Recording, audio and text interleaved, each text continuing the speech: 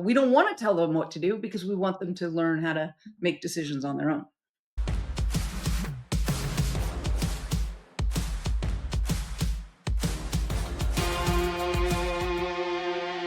Go get me some knowledge. The one thing I wish there was less of was parental involvement, learning how to adapt, handle conflict, deal with rules and creating your own rules and your own kind of culture on a day when just the courts are open or the fields are open.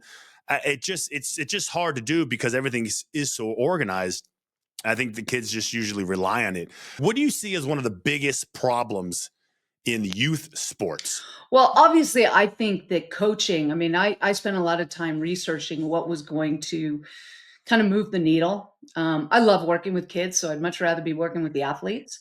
But I felt like the coaches were in between the parents, the administration, and the athletes. And that if I could kind of tweak that a little bit, then we might start seeing a difference. But I think one of the major problems is, besides lack of coaching education, is that the kids they're so overwhelmed, overscheduled, overworked.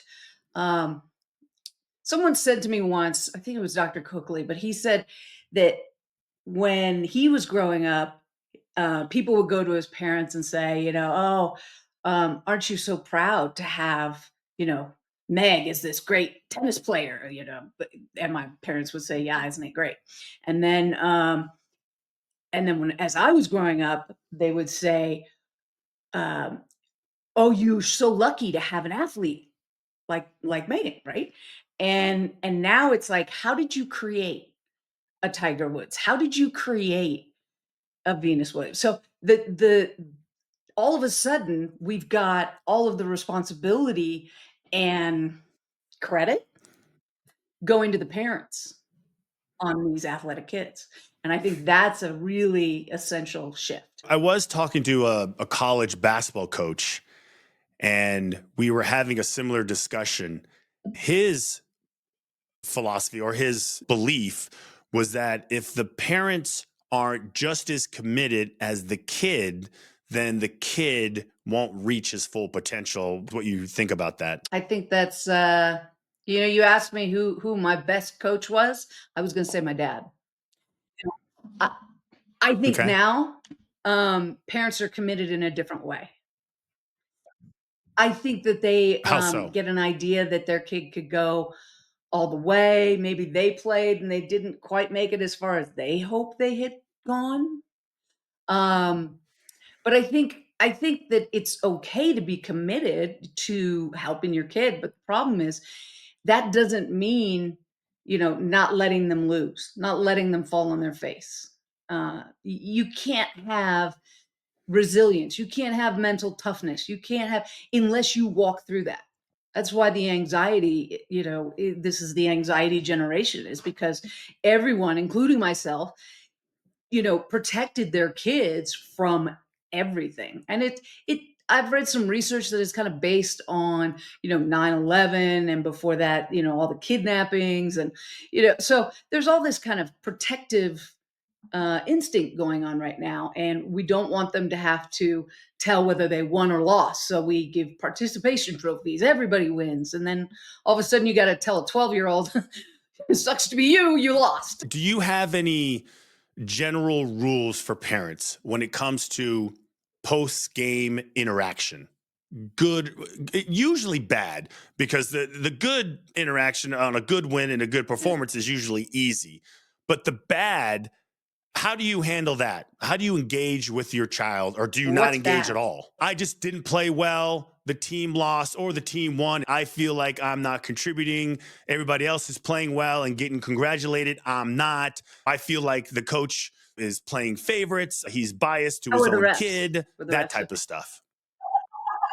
Oh, the ref and the You refs got too. The refs are out to get me, right? that right. It's always the refs' fault, right? The refs are Right. out to get Well, me. let me ask you, on your worst day, you personally, on your Me worst personally. day, Okay. just have one in your mind. What did you learn? That it's never as Okay. bad as I On thought your it was. best day, Super Bowl, championship. What'd Yeah. you learn? Well, if I go all the way to the best day of my athletic career, then it was everything was worth it, and I was happy as hell. Like I learned like it was worth it. And I would normally say it's never as good as you think, but if I go Super Bowl, it is absolutely everything you think it would Yeah. be. And to get there, you have to learn all the other stuff. So, y yes, we wanna be we especially if you're a coach, that's the hard part.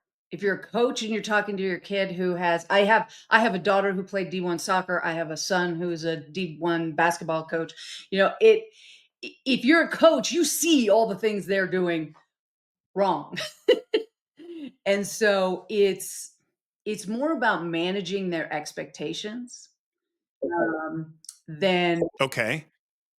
So what's the best approach to do that? Managing if I'm a parent managing their expectations, but does there need to be some sort of, reality check? yes and no, but not right after. It depends on the time, because right after the game, you don't wanna talk to the coach, you don't wanna talk to the kids.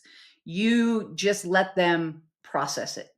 And it depends on the age too. I Okay. mean, if you're a D1, you know, parent, you shouldn't be talking to your kids. Sorry, but Yeah. if you are, you know what I mean.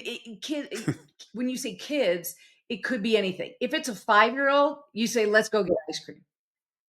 Yeah. Bummer, let's go get ice cream. But a lot of the times, you're going to get Yeah. kids who are talking about, what I did wrong. The coach didn't put me in. I can't believe he didn't play well. The worst thing you can do is talk about that with them. Just, to kinda cut that off is the best possible thing. Well, that's part of the game, I mean, what do you think you need to do to play better? Or, you know, maybe just kind of talk about what they're talking about, don't bring anything up to them. Some kids just don't wanna talk, and you need to let them process that way. So, it depends on the kid, just like coaching. So if you have kids who are athletes, so how are you as a Awesome. parent? Like what was your game plan watch? Oh yeah, just the best parent of all time. How were you did you yell? Did you scream? Did you just sit back? Like cuz I mean, parents are there's so many they're so eclectic in their behavior, and I just choose to be silent. I wonder, like, what were you like? Was there a lot of like eye contact? Were you coaching from the No, I would stands, or is never that a do no that. no? You know what? First of all, we're pretending our kids can differentiate who's talking when they're on the field or on the court. I mean, um, what if I say something that's different than what the development that the coach is bringing them through? I mean, I was pretty silent. I actually ended up more talking to the parents than I did watching my kids. A lot of times I had to break up Yeah. fights in the stands. I had to stand between 2 coaches. I mean, these are the experiences that kind of led to SBKN. So, um, but yeah, I think that they want to hear everyone loves to hear their name, go, cheering. No one wants to hear from both sides what to do. What we really Yeah. want with kids is for them to Yeah. think, right? So we don't wanna tell them what to do because we want them to learn how to make decisions on their own.